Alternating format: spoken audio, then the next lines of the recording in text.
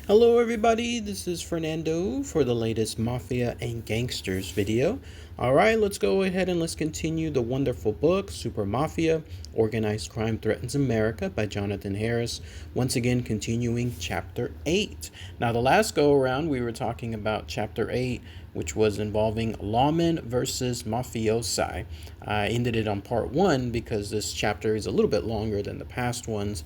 So I'm going to do part 2 here. But in it, it was discussing the various methods, newer methods, at least at the time, that the lawmen were using against the mafia to try to ensure that they could capture them and convict them. So without further ado, let's go ahead and let's continue part 2. It's going to talk about various things involving electronic surveillance, also in the world of informants, maybe even the witness protection program. I guess it just depends on how long this chapter is that I'll be able to then continue it as part 3. So let's see. But anyways, let's go ahead and let's start it here. I'll give my thoughts and opinions on it afterwards. Let me know what you guys and gals think as always. So here is part 2 of chapter 8 from the book Super Mafia, Organized Crime Threatens America. The first segment is called Electronic Surveillance. The electronic techniques consist of wiretapping, bugging, and wiring. Wiretapping is eavesdropping on telephone conversations. Bugging puts listening devices in places where suspects are expected to discuss their illegal operations. Wiring is commonly done by having an undercover operative wear a miniature tape recorder on his person while engaged in conversation with the suspect. A relatively new but increasingly useful variant on these techniques is videotaping. Its requirement of concealed videotape cameras with sound recording capabilities makes it the most complicated and expensive of electronic surveillance methods. Videotaping has proven its power as a dramatic and hard to refute form of evidence in a number of major cases. Of the numerous recent prosecutions that owed their successful conclusions to wiretapping and bugging, the most significant was probably the 1982 conviction of Teamster president and alleged Mafia mole Roy L. Williams and others for attempted bribery of a U.S. senator. It involved what has been called the most elaborate bugging in the history of electronic surveillance. No fewer than 40 FBI agents had to be assigned to this task full-time over a period of 14 months. They recorded more than 2,000 reels of telephone conversations, of which only 50 were actually used in evidence. Eventually, they also found it necessary to bug the office of Alan Dorfman, Williams's chief co-defendant. The entire job, which the FBI dubbed Operation Pendorf, cost the government over $1 million. This was by no means the most expensive electronic surveillance ever done, however. A 1982 murder investigation required 5 months of taps and bugs and cost $2 million.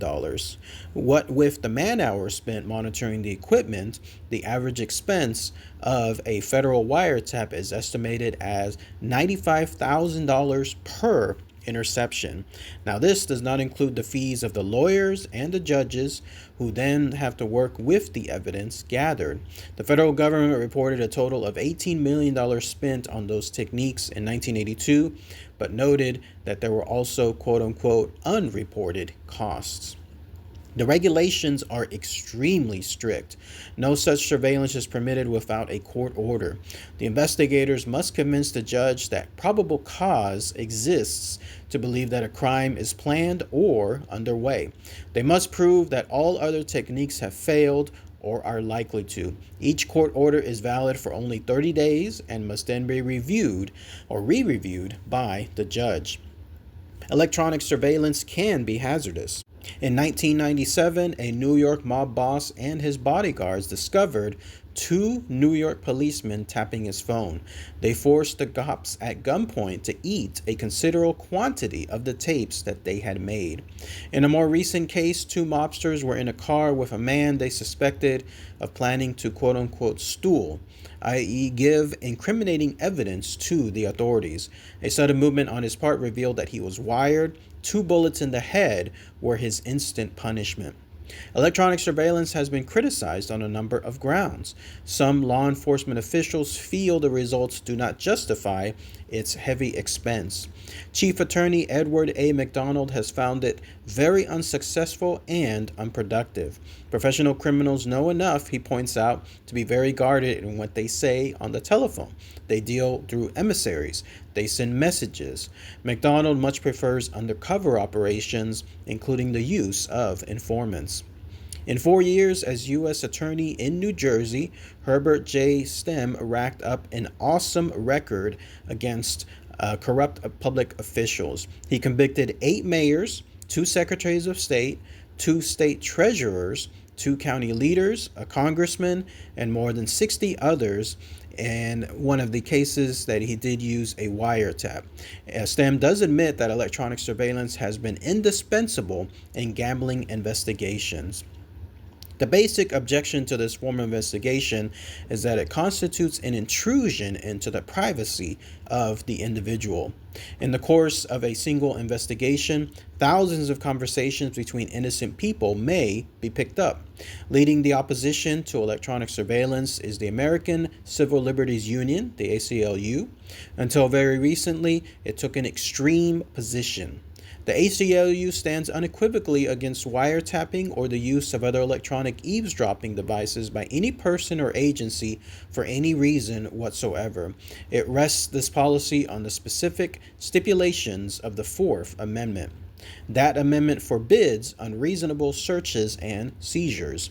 The ACLU insisted that wiretapping and bugging constitute unreasonable searches, unlimited and limitable intrusions by the police into the citizen's private life. It opposed not only the practice, but also the admission of any evidence obtained by these means into courts of law. Today, the ACLU has moderated its stance. It now accepts electronic surveillance, provided that all legal requirements for supervision by the courts are meticulously observed. Interestingly, an ACLU representative told the author that federal agents tend to be more scrupulous about this than local police are. The success rate in prosecutions based on this type of evidence has been spotty at best. One of the many thousands of telephone calls intercepted through court-approved wiretaps nationwide, only 11% had anything to do with crimes. Prosecutors lost 3 out of 4 wiretap cases in 1982. But despite all costs, difficulties, and dangers, most law enforcement officials are convinced that electronic surveillance is one of the most valuable tools available to them. They point to the many major prosecutions that could not have been brought to successful conclusions in any other way. In the words of FBI agent Bob Langford, we'd be dead without it. Now, the next segment is called informants. A similar consensus exists about the use of informants. These are mostly criminals who have agreed to supply information or testify against their former associates. Their reasons for doing this vary widely. Many face long prison terms and hope to have their sentences reduced by cooperating with the government. Almost as often, they do it for personal reasons. Fat Vinny Teresa explained his reasons to a committee of the Florida legislature. He said, "Well, when I went to prison, I didn't turn on the mob. They turned on me. I had a large amount of money stashed on the outside, and I thought my family would be well taken care of. But after I was in there for about a year, maybe 2 or 3, I was informed that my wife was out working, and my wife and daughters almost got killed by one Joe Amartina, and that my so-called large money stash had never surfaced. I decided the only way for me to get even was to put them in jail with me, and maybe I could get my hands around their throats." Jimmy Fratiano turned for similar reasons. He too felt the mob had betrayed him while he was serving time. He had loan sharked many thousands of dollars before his arrest, and his fellow mafiosi promised that they collect the debts and hold the money for him. He never got any of it.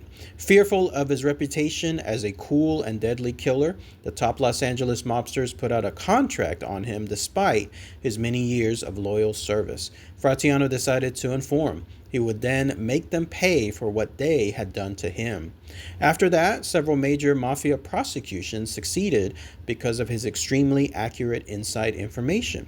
Among those he sent to jail were the entire Los Angeles mob hierarchy, New York's top boss, and the swindlers in the Westchester Premier Theater case.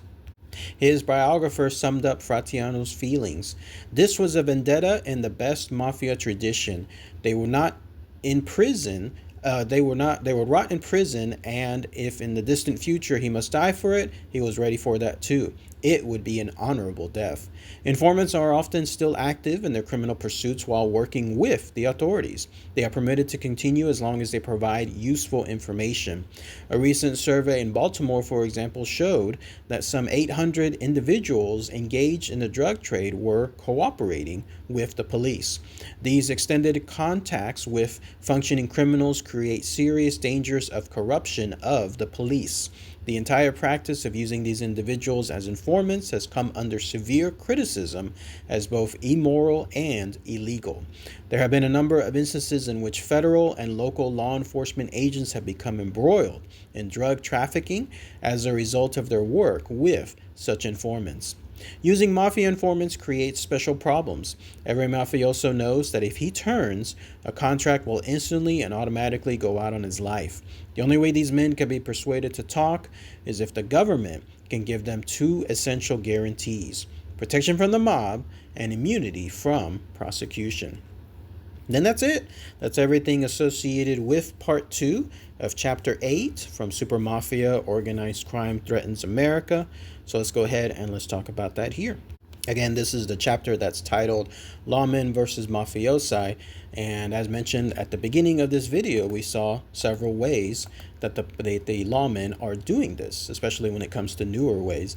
How about that? Electronic surveillance, right? It mentioned the various techniques that they were utilizing, including wiretapping, bugging, and wiring, notating the three between each other, like how different they are from one another. And then, at least at that time, showcasing the newer option involving videotaping. Now, some of those movies out there, including Goodfellas, Casino, Donnie Brasco, and so on, it shows some of those ways that you saw some of the lawmen doing that electronic surveillance. What I didn't know, very nice of this chapter to highlight it, was essentially how much work those items are. Like, you have to go through so much clearance, so much okayness from the courts involving a court order, and that those regulations are very, very strict, and that even then they only last for 30 days, and then after that you essentially have to make sure that they're done again afterwards on a continuous basis. And of course that everything that's submitted has to then in turn only be what's associated with the crime, meaning they cannot include anything else that's otherwise just considered regular private life. And it was talking about the thousands and thousands of reels that are done in a lot of these conversations, and only how just a bit of them are are submitted after they're extensively reviewed. So it shows like the huge amount of work involved with just getting that tiny bit of evidence to submit into the court, and even then hoping that the case itself will turn into a conviction. Otherwise, the chapter highlighted how so many of them, even with all that evidence that is specifically picked for the case itself, how it turns out that it ends up being not guilty. Imagine that, all that work, all that cost, everything that's there, just for having that chance, and maybe even that chance doesn't even happen afterwards. Wow. A lot of those movies never showed that, but that's essentially what occurred with a lot of the electronic surveillance. And then the other part was associated with informants, the idea that you could have either former associates of the mafia, basically there, being able to turn and become informants. And it highlighted several examples of the reasons why, like Fat Vinny Teresa stating in his case that he was expecting a large amount of money to stay there with his wife and his daughters, but apparently that money was never found or used, and so he wanted to make sure that he would have his revenge against the mafia. And then the other example involving someone else that they were in turn found in a similar manner to have been betrayed by their fellow mafiosi, so they in turn started to become informants afterward. But yeah, very, very interesting stuff when it comes to that world. So we'll see what the next part is involving part 3 of chapter 8. This next segment is going to be called the Witness Protection Program. So those of you that have seen Goodfellas, let's see if they talk about that particular case here afterwards. All right, everyone. Let me know as always what your comments are with everything just mentioned. All right, everyone. Thanks again as always. Take care.